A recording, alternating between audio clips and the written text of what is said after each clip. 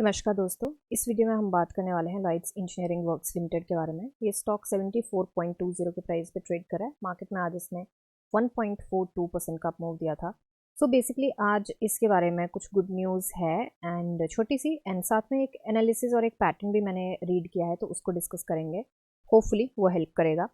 अभी के लिए इसका मार्केट कैप जो है वो 8600 करोड़ के आसपास का है। प्रमोटर होल्डिंग थोड़ी सी कम हो चुकी है क्योंकि जनवरी का शेयर होल्डिंग पैटर्न आ चुका है। तो 56.20 यहाँ पे दिखाया है। Dividend yield 0.27% and face value 1 है। स्टॉक का पीई इंडस्ट्री पी से काफ़ी ऊपर है। तो अभी के लिए चलते हैं इसके शेयर होल्डिंग पैटर्न पे।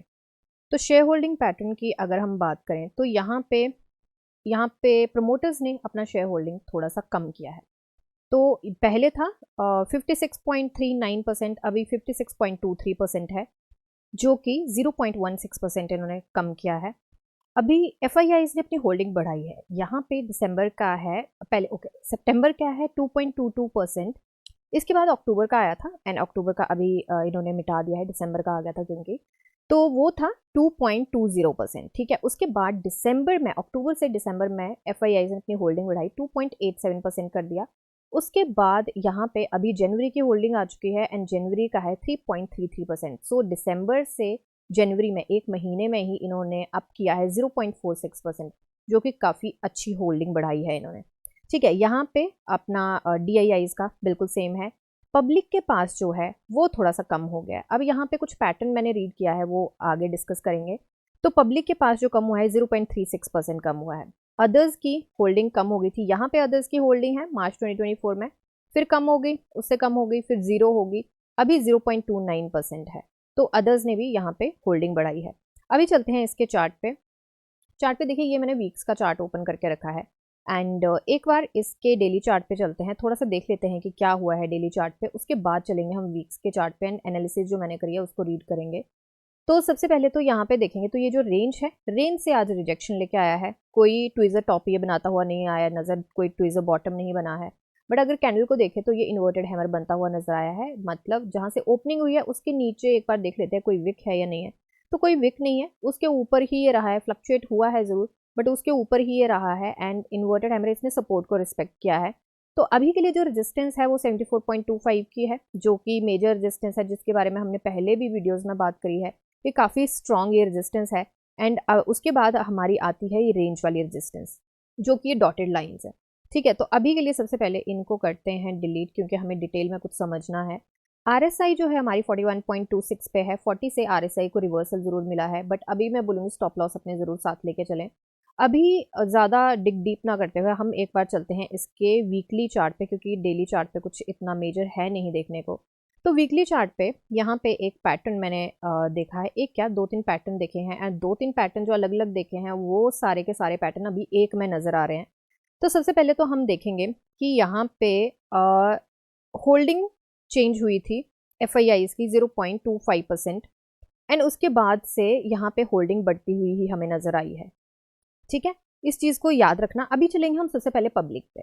पब्लिक पे देखिए, जून में यहाँ पे हमारी होल्डिंग कम होती हुई नज़र आई है एंड अभी फिर से उसी एरिया में हमारी पब्लिक की होल्डिंग चल रही है। तो जून में देखते हैं, जून 2023। तो यहाँ पे चलते हैं जून 2023। तो जून 2023 के पास हम जाएं तो ये है हमारा जून 2023। मतलब जून का ये आया है तो जुलाई में आया होगा, राइट। तो जुलाई स्टार्टिंग से हमने देखा, जुलाई स्टार्टिंग से यहाँ तक का 1 मंथ का ये बनता है एंड जुलाई के अंदर अंदर ही 137% का ये रैली देके गया था। ठीक है, ये एक चीज़ होगी। दूसरा हम चलते हैं, इसका जो बनता है हमारा एफआईआईज का। एफआईआईज ने यहाँ पे अपनी होल्डिंग 0.03% था, फिर उसके बाद उसने अपनी होल्डिंग बढ़ाई। तो मतलब सितंबर में आया तो जून में यहाँ पे कहीं पे होल्डिंग बढ़ी है, तो जून का यहाँ पे होल्डिंग यहाँ पे बढ़ाते हुए हमें नजर आए हैं। ठीक है, वो हो गया। तीसरी जो चीज़ हमें नज़र आती है वो आता है हमारा अदर्स का। अब अदर्स का देखते हैं। यहाँ पे अदर्स ने अपनी होल्डिंग बढ़ाई थी 0.20%। पहले अदर्स की जीरो थी, जीरो चलती रही यहाँ तक, उसके बाद 0.20% होल्डिंग बढ़ी और उसके बाद डंप हो गया। उसके बाद अभी एकदम से होल्डिंग बढ़ी है 0.29%। तो यहाँ पे चलते हैं हम इसके चार्ट पे, मार्च 2024। मार्च 2024 पे अगर हम चलें तो मार्च का है तो मतलब अप्रैल में आया होगा, राइट। तो मैं अप्रैल फर्स्ट वीक से ही लेके चल रही हूँ क्योंकि एग्जैक्टली पता नहीं है कब आया। तो अप्रैल फर्स्ट वीक से लेके हम चल रहे हैं पूरे इसके जुलाई के एंड तक, मतलब यहाँ पे हम बात करें एक क्वार्टर की, क्योंकि यहाँ पे बात करें तो नेक्स्ट क्वार्टर में सारा कुछ जून में, हमें मार्च के बाद जून में ये डंप होता हुआ नजर आया है। तो यहाँ से जुलाई को भी अगर हम छोड़ दें, क्योंकि रैली मिली है तो मैं इसलिए जुलाई का लेके चली हूँ, यहाँ पे हम अगर जून का भी लेके चलें तो जून 2024 ये आ गया हमारा, तो यहाँ तक भी हमें 74% के आसपास की रैली मिलती हुई नजर आई है। ठीक है, अब आते हैं एफआईआईज पे। एफआईआईज की यहाँ से बढ़नी चालू हुई थी, तो यहाँ पे भी जब इन्होंने अपनी होल्डिंग बढ़ाई तो उसके बाद आप देखिए कि जून में यहाँ पे भी होल्डिंग बढ़ी है। मार्च के बाद हालांकि रैली मिलने के बाद यहाँ पे होल्डिंग बढ़ी, एफआईआईज ने तो उसके बाद होल्डिंग बढ़ाई है।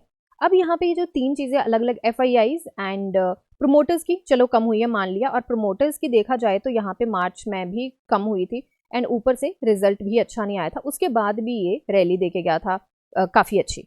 ठीक है, तो ये एस्पेक्ट तो मिटा ही देते हैं कि प्रोमोटर्स की यहाँ पे कम हुई, क्योंकि प्रोमोटर्स के बहुत सारे रीजन है, बहुत सारी एक्विजिशन वो एक्वायर कर रहे हैं, बहुत सारी चीजें चल रही हैं, तो प्रोमोटर्स की थोड़ी सी कम होना कोई बड़ी बात नहीं है। 0.16% ही डाउन हुई है, वो कोई बड़ी बात नहीं है, बट यहाँ पे एफआईआईज का बढ़ाना बहुत बड़ी बात है, यहाँ पे पब्लिक का कम होना बड़ी बात है, इन सबसे बड़ी बात है अदर्स का यहाँ पे लेना। तो ये जो तीन चीजें अलग अलग पैटर्न यहाँ पे एनालाइज किए, वो तीनों चीजें हमें इसमें नजर आ रही हैं।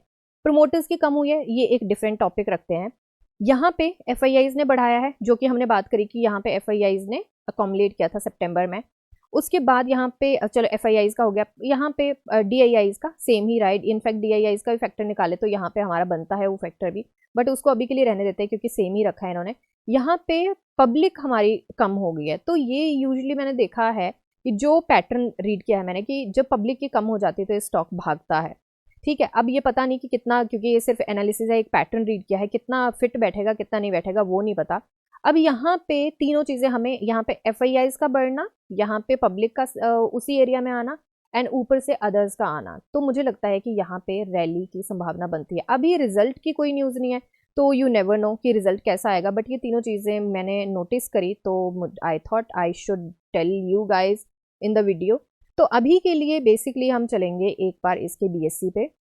तो बीएससी पे देखें हम तो प्राइस वाइन इसका 20% का है। न्यूज़ अभी तक कोई नहीं आई है, शायद हमारी वीडियो बनाने के बाद आ जाए रिजल्ट की, तो पता नहीं, बट अभी तक कोई न्यूज़ नहीं है रिजल्ट की।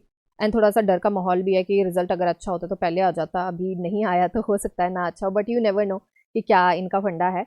अभी के लिए डिलीवरी परसेंटेज जो है 29.46% गया है बीएससी का। एनएससी पे ज़्यादा ट्रेड होता है, 28.25% गया है। तो अब मेजर जो चीज़ है जो कंसर्न की है, जो मुझे लग रही है कि यहाँ पे ना वॉल्यूम नहीं आ पा रहा है कुछ भी। तो वॉल्यूम जब तक नहीं आएगा स्टॉक में, और इस स्टॉक में मतलब इतना ही वॉल्यूम रह रहा है इसके आसपास, तो जैसे ही वॉल्यूम आना चालू होगा मुझे लगता है फिर थोड़ा सा हो सकता है। अभी के लिए हम देखेंगे एफआईआईज का बाइंग एंड सेलिंग। तो एफआईआईज की आज थोड़ी सी बाइंग रही है, जीरो बोल रही हूँ, 809.23 करोड़ की बाइंग रही है एंड डीआईआईज की आज यहाँ पे सेलिंग रही है। तो ओके, ये एड्स ही ख़त्म नहीं होते हमारी। तो अभी के लिए जैसा कि मैंने थोड़ी देर पहले न्यूज़ चैनल पे भी देखा, एक बिजनेस चैनल है तो उस पर भी देखा कि हाँ एफआईआई शायद वापस आ रहे हैं, तो लेट्स सी क्या देखने को मिलता है। एंड बाकी टैरिफ वेरिफ वाला जो सिस्टम था वो भी थोड़ा सा सॉर्ट हो चुका है, तो देखते हैं क्या देखने को मिलता है। अभी के लिए इसको मेजर रेजिस्टेंस जो रहेगी, एक तो ये रेजिस्टेंस पे बिल्कुल इमीडिएट है 74.25 की, एंड उसके बाद है ये रेंज की। तो मुझे लगता है कि एक स्विंग यहाँ पे मिल सकता है, क्योंकि जैसे ही यहाँ पे था तो हमें स्विंग मिला था, बट फिर भी मैं ये चीज़ ज़रूर बोलूँगी रिस्क फैक्टर बहुत ज़्यादा है। एंड निफ्टी की यहाँ पे बात करें तो मूव तो हमें मिला है, बट अभी भी रेजिस्टेंस जोन में है, तो थोड़ा संभल के जरूर चले। स्टॉप लॉस लेने में कोई बुराई नहीं है, जैसे ही ऊपर जाएगा तो ट्रेलिंग स्टॉप लॉस आप ले सकते हैं, तो थोड़ा सा कंफर्मेशन लेके चलें। एंड अभी के लिए जो हमारे फाइनेंशियल ईयर के एंड के टारगेट हैं उसको रीच करने के लिए हमें 100% से ऊपर की उम्मीद है।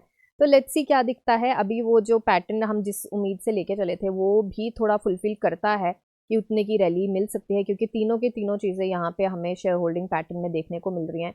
अब कितना ये फिट बैठता है कितना नहीं बैठता है, लेट्स सी उसमें क्या देखने को मिलता है। बट अभी के लिए यही है एनालिसिस, कोई बाई सेल होल्ड की रिकमेंडेशन नहीं है। एंड अगर मैंने कुछ मिस कर दिया हो तो मुझे ज़रूर बताइएगा, और कुछ आपने एनालाइज किया हो तो वो भी ज़रूर बताइएगा कमेंट सेक्शन में। हो सकता है कि हम मिलकर कुछ ना कुछ इसमें देखें कि कोई और अपॉर्चुनिटी अगर बनती है। तो ये मेरी एनालिसिस है, कोई बाई सेल होल्ड की रिकमेंडेशन है। मिलते हैं नेक्स्ट वीडियो में, तब तक के लिए शुक्रिया एंड हैप्पी इन्वेस्टिंग।